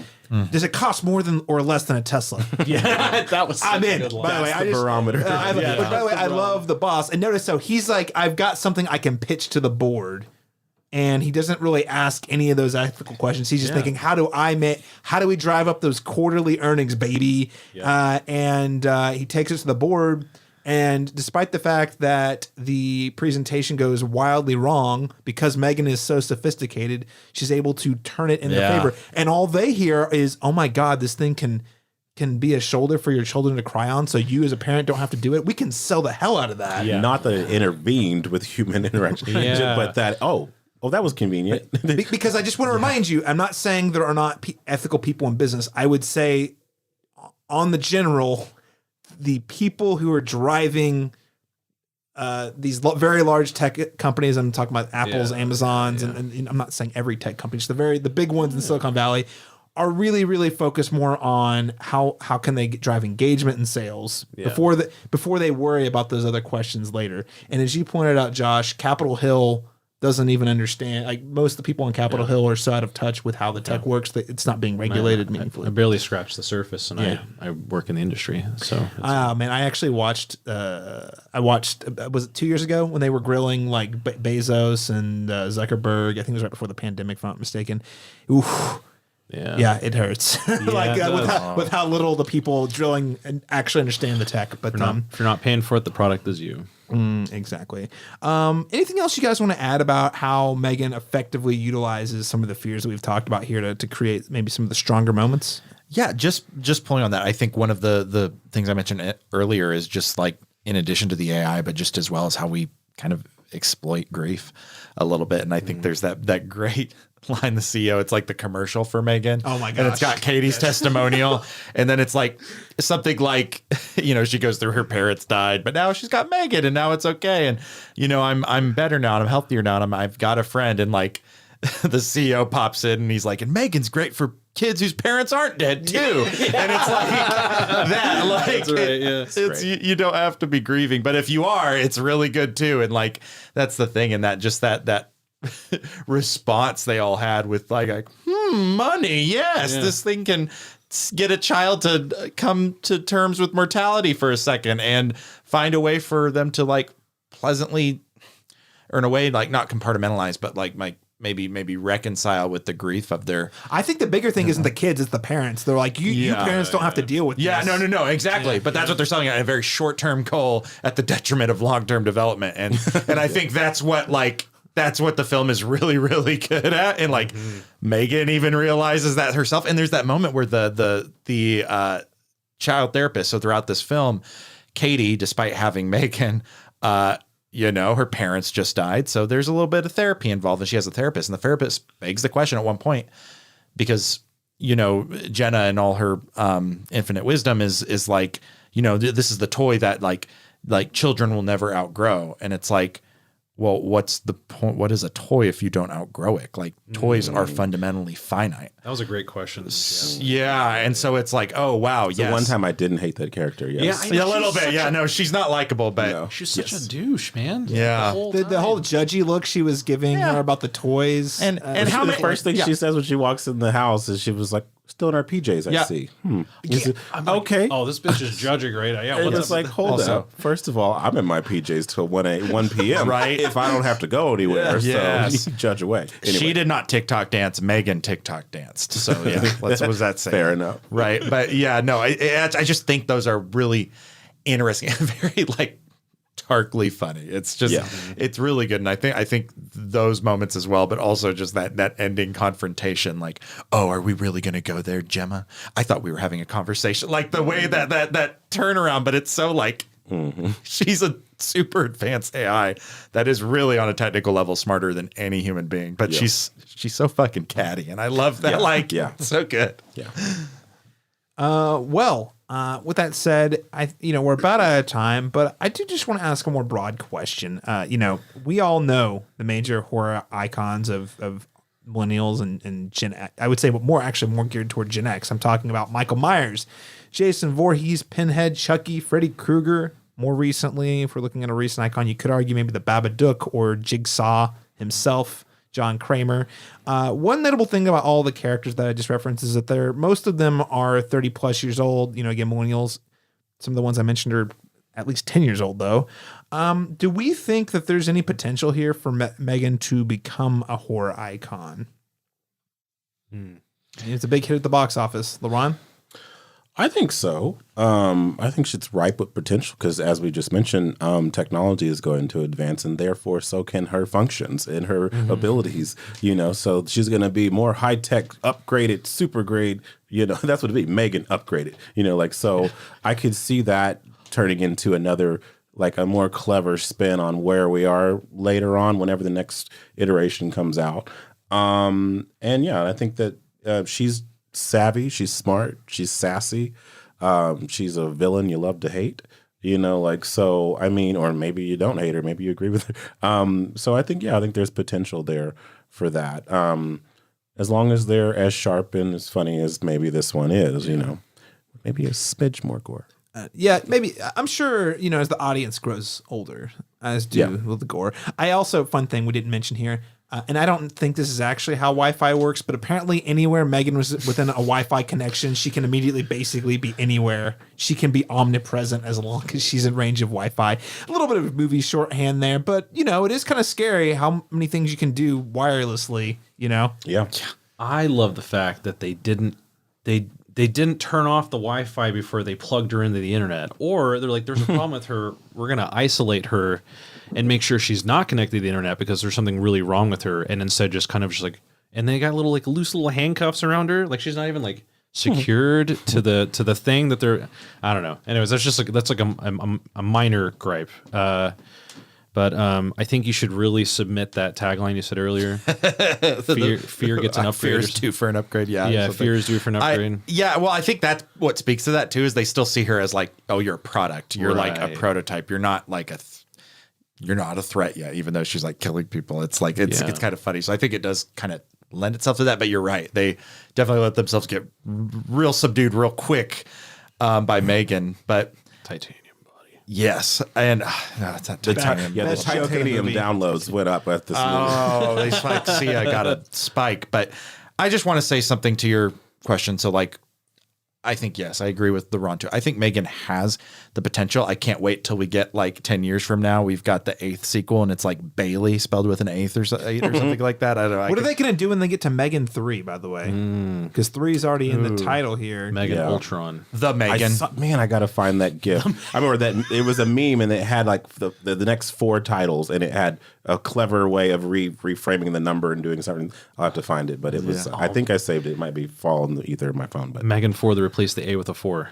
Yes, there we go. But I don't know. I just think like with what makes a horror icon telling, like what makes them work is I think it's like, because we're so entranced by the macabre inherently. I think we do kind of are fascinated by those things and fascinated by death and fascinated with violence. But I think personifying how truly terrifying those things are with a Freddy Krueger, with a Jason, whoever it might be, I think it gives it a fun, it's almost like a tongue-in-cheek way. And I think there are kind of these two different horror icon slashers I tend to see. You see the funny ones like Freddy Krueger, Leprechaun, and then you see like the statuesque Michael Myers and Jason Voorhees and things like that. But I think ultimately what they do is they allow us these horror icons, these villains, they help us skirt that fascination with death. I think of them a little less like villains sometimes, and I kind of think of them as like these they're the ferrymen a little bit. They're absolutely villains to the characters, unfortunately, but they're kind of this ferryman. They allow us to like float on this river of death, just like above the surface.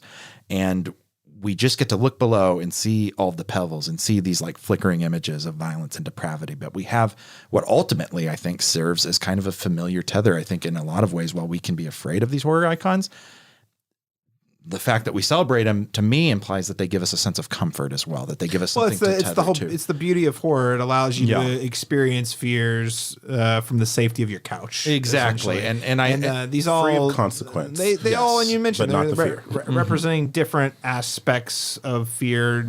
Freddy Krueger being fear of dreams, you can, I feel like with Jason Voorhees, it's the fear of sinning, i.e. drugs and sex, Pretty much. There's, you could go down the line, but all of them do kind of, reflect something about the culture at the time. Yeah. But they also serve as a bit of a harness. And I think the safety harness a little bit. And I think the really iconic ones just happen to have enough intrigue. They happen to serve a very specific purpose too, in whatever they're showing with us. And I think those are the ones they're telling. And it is very exciting that M3GAN, and I honestly, I don't know if she will become a true icon, but I want to say from 2022, Mia Goth's Pearl, I think that could become some form of an icon. Maybe not. We'll see where Maxine goes. But I think at the very least, it is very exciting to see M3GAN have that potential and already be doing something that's like different enough that she kind of carves her place among that pantheon to some extent. Time will tell ultimately, but I think right now she has a great start. I think the biggest thing we haven't touched on here would be that you references the iconography, and I think the thing M3GAN's got going for is the memeable TikTok nature of the character. Yeah. I mean, I'm for real though. Those are the kinds of things that are going to stick around and be the legacy. The little quips, the dance sequences, all the little musical interludes, like all of that. The looks is just you're going to send people gifs of like her making looks, and that's going to be the thing that people remember.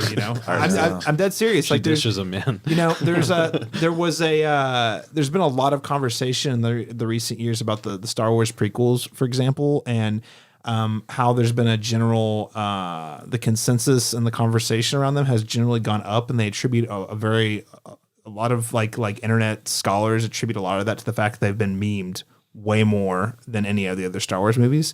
Just something about being able to meme something, for the generation sees a movie, they know the emotional reactions you all have in those moments. You meme it, you TikTok the dance, like that's the stuff that I think sticks around.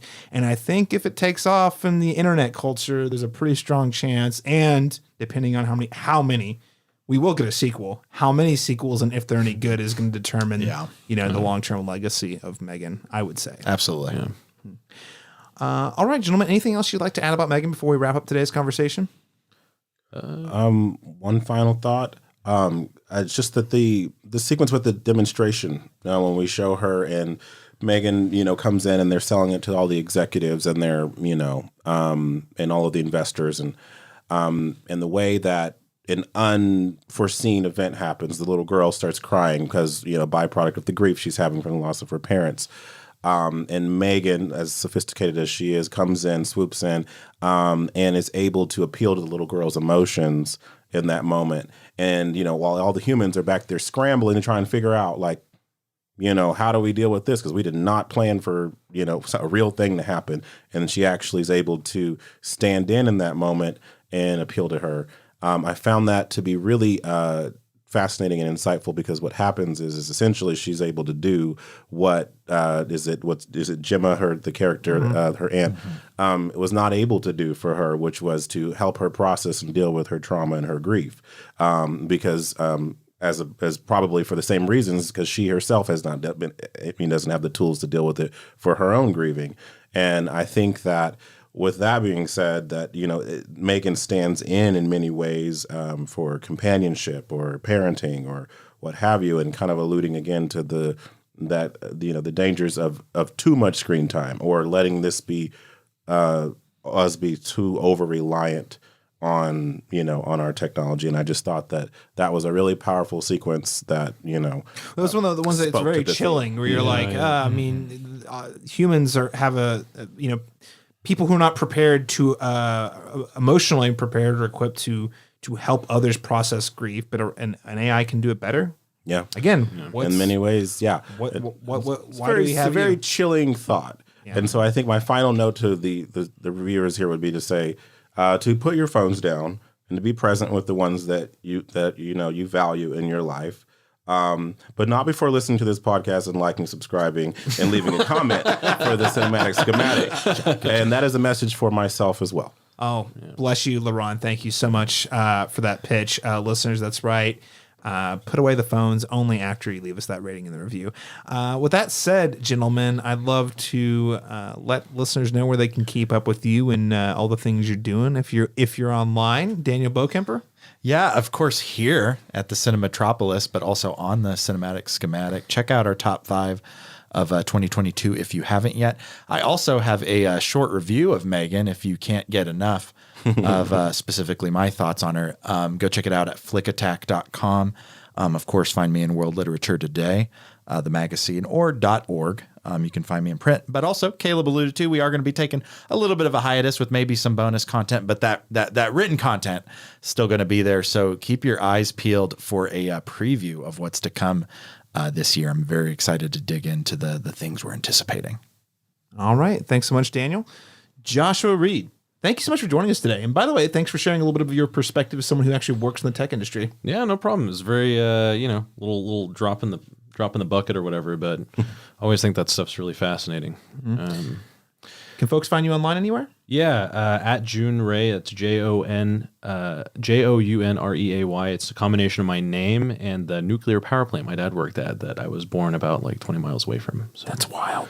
Yeah, that's cool. I glow in the dark. So can confirm. And then SoundCloud. That's it. That's the same name. All so right. Nice and easy. Excellent. We'll make sure that again is going to be linked in the show notes. Cool. LaRon Chapman. Well, if they care to follow me, because I'm a trash human who has nothing insightful to say on any of my platforms. Not whatsoever. You can follow me on Letterboxd at @black_Cinna_man, or you can follow me under my name, LaRon Chapman, on Facebook and Twitter. All right. And of course, you can find me tweeting about things on Twitter. Or also doing movie reviews on Letterboxd, trying really hard to at least write something for most of the movies I see in 2023.